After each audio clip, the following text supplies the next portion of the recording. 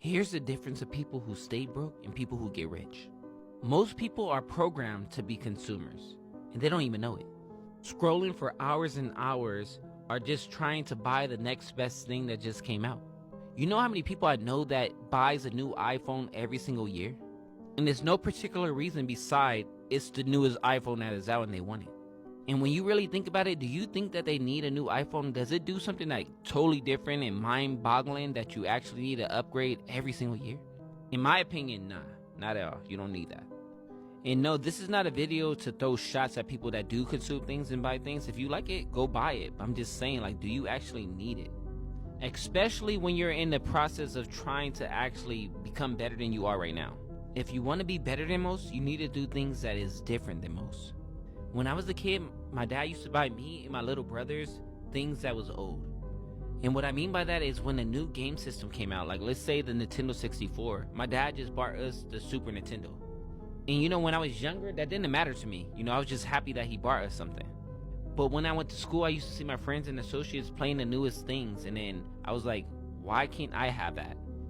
So I saved up all my money that I could when I was little, just, you know, doing little things, cleaning up around the house, mowing lawns, doing anything that I could to make $1. I saved every penny that I could.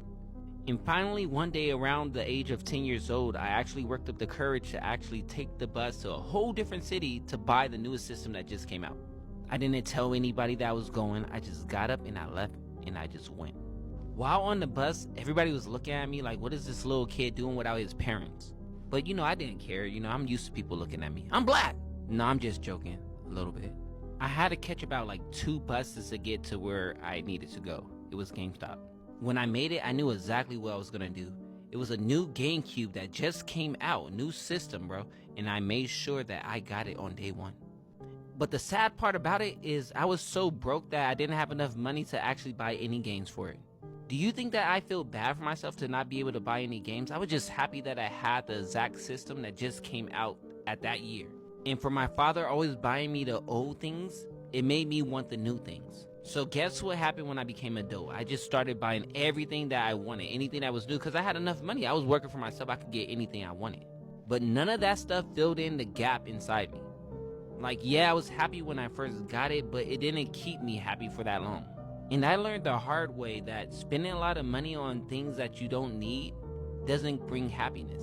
But you know what actually did bring me happiness is not struggling to pay my bills and not struggling to actually put food on my table.